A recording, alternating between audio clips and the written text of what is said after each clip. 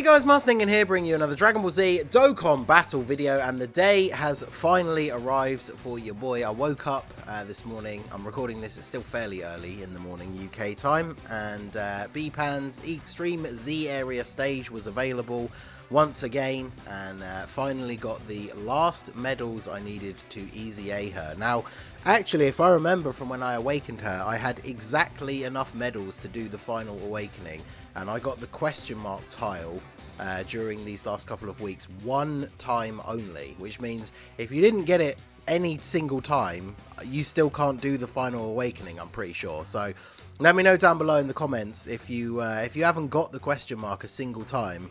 I don't think you can do the final stage awakening. If you were super lucky and got it every single time, you're actually available to EZA her last week. But yeah, for most people, as long as you got it at least once, today should be the day that you EZA her. So the final stage, what changes is her passive, but her post-EZA leader skill still sucks. You're never going to use her as a leader. Her super attack, remember of course, as an LR, she has a 12 key super and an 18 key super, which I'm going to constantly forget, and that's what I'm going to call them.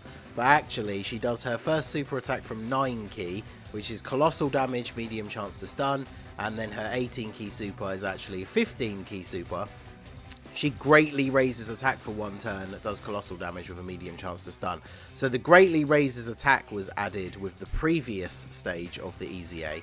But now that she's fully awakened, she has her new passive, high chance of key +3, high chance of an additional key +3, and then recovers 33% damage dealt as HP and reduces damage received by 55%. So that is the key right there. No more chance to reduce damage. So now she should be consistently good defensively in some of the harder events. So as you remember, when LRs get their EZA, it's only the SA level that goes up, and then obviously their passive and everything changes, but they don't get higher stats because the level doesn't increase. I've never given her any skill orbs. Maybe I'll do that at some point. I've not really leveled up her links. I've never done it properly. These are just from her being on teams for missions that I've done. But I don't really think her links are not the most important. She's not like a unit that I would put super high up on the link leveling priority, although I guess it will help overall. So we're running her on the GT Heroes team so we could bring a bunch of interesting support. Of course, typical showcase, she had to be in slot 7, so it is turn 3. But let's go ahead and see what she can do on turn 1 here. Linked up with this Goku. I would like her linked up with the GT trio. Actually, you know what? I might as well do this. I brought the Sensu Beans deliberately for fixing these rotation lock issues. Because, yeah, once we have them together, we have Legendary Power, Shattering the Limit, GT, and the Saiyan Lineage, which is pretty good. We've obviously got Giru, and we've got the GT Go Bros on the team to provide some support. So, obviously, I mean, she's going to take double-digit damage. She's got type advantage and damage reduction. The attack stat, nothing crazy, but that is what we would expect. And, yeah, not quite a million damage. The GT trio, I think I have like 1 or 2 dupes in them. I should probably double-check. I've never link-leveled them either, so they are... the GT Heroes team is kind of in an interesting place because you have units like the LR GT trio who are actually still pretty good, especially if you do go ahead and link level them. But I mean, this is the team build that we've bought specifically just for showing off B-Pan, really.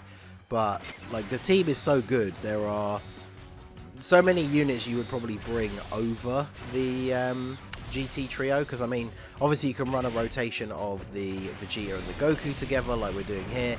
You can run a rotation of the EZA Super Saiyan 4s, who are ridiculously powerful now. You can still run the LR Super Saiyan 4s, they are still really good. You've got the Super Saiyan 4 Gogeta, like there's so many good GT Heroes units. B-Pan definitely fits into the team quite nicely. And the thing you got to remember about this is obviously we're doing this in kind of like a typical showcase format where I am making her like the star attraction essentially. But you wouldn't normally run her as like a main rotation unit, right? You'd use her in the 3rd slot for the healing support. She can tank now, like guaranteed, because of her passive upgrade, so you don't have to worry about her in the last spot getting you killed if there's a whole bunch of attacks. And then of course one of the big reasons a lot of people bring her on the team is for the active skill, to give the massive buff to everybody else on the team. So unfortunate that we get the GT bros on the team on this rotation, because there are 40% support for GT heroes, but it has to be against these guys who seal everyone's super attacks away. But fortunately, the Goku and Vegeta are powerful enough that it's just going to be GG in the first spot here. Managed to find a Goku friend with 1 dupe. Both the Goku and the Vegeta for me are both 55%. But yeah, we'll take you out and move on. I think we should have Giru on this turn, right? Yeah. Good. Alright, so we can go ahead and put you guys in slot 1. Do they have any extra links together? No. So Giru, post EZA, is obviously still a support unit. He has a built-in chance to dodge, which is nice, as long as there's a Hybrid Saiyan's ally on the team. But he gives Dragon Ball Seekers allies key 3 attack and defense 40%. Dragon Ball Seekers obviously has a lot of crossover with GT heroes, and that does include B-Pan, of course, as well. So he's going to be here for the support for her. We can get a full 24 key super for her and the... one shot, damn it. I was going to say and the GT trio, but 23 key, I guess that'll do for them. So this will be a pretty decent rotation. So still taking double digits thanks to that guaranteed damage reduction. 1.2 million, I mean... B-Pan's not a damage dealing unit, so I guess that's not too bad. The key is the HP recovery. So obviously I jumped into the Black Star Dragon Ball Saga Infinite Dragon Ball History. It is the latest one, but it's not one of the super easy ones. Obviously we're kind of manhandling it so far just because this team is so powerful, but hopefully at some point someone's going to take a super attack and take some big damage, and then we can actually see the usefulness of B-Pan's healing. Because I definitely want to try her out in one of the harder events, because now that she has the guaranteed damage reduction and she's not so much of a liability, I feel like in the GT Legendary Goku event she definitely could be useful, because with you only being able to bring 2 items into that event, you want to be really careful. Like I always say when I do my runs, that I don't want to use an item before I get to the Golden Ozaru, just because you really have to be careful how you use them. And so her being able to give you all this extra healing for free as you go through the event is definitely going to be something that will help you out. And obviously, if you guys know, like, if you probably remember yourselves from doing some of the older missions and things like that, bringing her onto events like the OG Legendary Goku event, there's always that concern that her damage reduction passive wasn't going to activate, and then she would just get absolutely destroyed. And of course, now you don't have to worry about that, because it's guaranteed all the time. So you can see there we took a little bit of damage from the normal attacks, but I mean, taking 1,000 damage is still much closer to double digits than, you know, units that start taking 50k from normal attacks in these harder events. That's fine. And then of course she just heals all of that back straight away anyway. And then the GT trio rocking almost a 3 million attack stat. Pretty good. I need to double check, like I said, I actually forgot to do that, but I need to double check my dupes on them. I think it's only 1. It might be 2. It's definitely not more than that. But like I said, I haven't link leveled them. I haven't given them any equips or anything. My Goku and Vegeta, even though they are both 55%, are fully link leveled. So where is the GT trio? Let's have a look. Yeah, 1 dupe, and yeah, I think they've been on like 1 or 2 missions, so they've got like some 1 link left at level 1, but still pretty low key for them. So go ahead and do this. We've got the support from actually I don't think either of these guys are on Dragon Ball Seekers, so Giru isn't providing them any support. He's really just here for supporting B-Pan. But here we go. So we took a super on Vegeta pre-super attack, which is unfortunate, but it means we did take big damage, which is kind of what I wanted. So now obviously he tanks for double digits. Goku will tank for double digits despite the type disadvantage, and we can see how effective B-Pan is going to be next turn for the heal. So Giru, oh, okay, damn it, Goku, have to steal the show as always, of course, but Giru is going to finish him off. That would have been glorious. Alright, Goku finishes him off, and we'll go into the next phase. Oh, if we got the GT bros on this rotation, we do. Excellent. Okay, so we're at what, 289k, so just under 300k HP. We'll go ahead and grab all of these for you, and then grab those and grab those. So let's see, that puts us up to, yeah, 293. So let's see what B-Pan can do here. She's going to take a super attack with the damage reduction, 70k.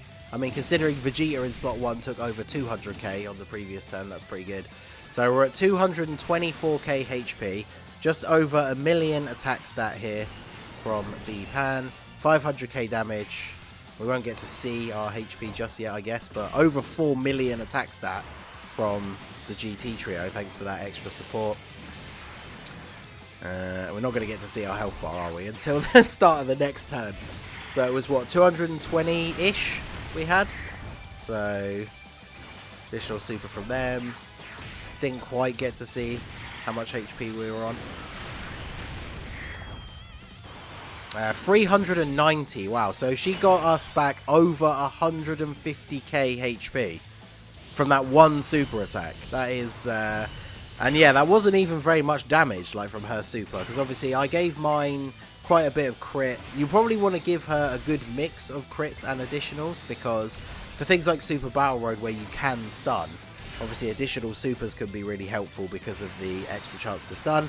Plus she heals on the damage she does, so overall, one super attack with a crit is going to give you a nice amount of healing, but two super attacks, even if neither of them crit, is most likely going to give you more HP, unless you're against like type disadvantage, obviously, where you know, where if you don't crit, you're not really going to do a lot of damage. So I feel like you don't want to go fully all the way with one or the other. You want to give her a good mix of crits and additionals. If you put skill orbs into her, I mean, she fits onto so many teams. Like, this team is insane, but obviously she's on Hybrid Saiyans and a lot of other builds, Goku family. So she is very, very useful. I think she's probably a unit that you could say is worth putting skill orbs into. But let's go ahead and use her active skill finally. We got type disadvantage, but we've got the support for the GT trio, so we should be able to see them hit some pretty big numbers here, because there's a ton of int orbs. So we'll go ahead and do this, We've got the support from Giru as well. And then, yeah, I mean, if we don't get a crit, we won't do a lot of damage with B-Pan. How much is she going to take here? Type disadvantage super attack. We've got support on the rotation, so still 150k. That is quite a bit, but I mean, type disadvantage, like I was saying earlier in the showcase, you're not going to be putting her in slot 1 in this situation in almost any other normal like scenario. We just want to be showing her off. Wow, 6.1 million for a one dupe GT trio, thanks to the B-Pan active skill. So yeah, that is the other major benefit of B-Pan and that active skill, because obviously if we were just floating her around in the third spot like you would normally on this team build, we'd go ahead and use her active skill probably on a turn like this where we have Goku and Vegeta on rotation, and then yeah, they're going to be hitting some crazy numbers. So start of turn, Goku actually has more defense, so we'll go ahead and do this, and then do this. Probably don't even need to. Well, if we get super attacked in slot 1, that would be pretty awkward. We'll go ahead and pop this here. And then we'll do this. So, I mean, this should be a pretty good turn. Both the GT Super Saiyans. The GT Gobros on rotation. Yeah, 6.3 million attack stat from one dupe Super Saiyan GT Goku. It's pretty good. 2.6 mil, double digit damage, and then this is my Vegeta, 55%, 4.7 million attack stat, so pretty good. The GT Gobros are also full level 10 links for me, but they are only 55%. How much do we take from this? Double digit damage, alright, let's go. Double digit damage from the super attack from Vegeta, you love to see it. We're not going to quite finish them off, finish off Rildo this turn. I think we'll probably end it off on this final turn here. So B-Pan, definitely very impressive. Obviously in this run she took some big damage from the type disadvantage super attack, which to be fair is not really surprising. Her EZA has made her much more defensively viable, but she's not like, you know, best tank in the game for hardest difficulty events, but she's definitely very good. You know, any team that you can run her on now as a 3rd slot float, she's going to give you some really decent healing. She tanks reasonably well. We got the crit there, so pretty nice. Back to basically full HP. And then, yeah, obviously you have that active skill to fully boost up your team for that 1 turn. So, B-Pan's EZA, super, super good. Hopefully you guys managed to have her done by today. Again, like I said before, let us know down below if you got super unlucky and did not get any of the question mark tiles, because I believe that means you can't actually EZA her yet. So, yeah, hopefully you guys all have managed to get her done now and have had a chance to use her. So let me know what you guys think down below in the comments section. So that is going to be it for the video, guys. This has been the Master Ningen. Smash that like button, subscribe to the channel if you are new. Check out the links down below for the Discord and the merch store, and I will see you all again soon. Have a good one.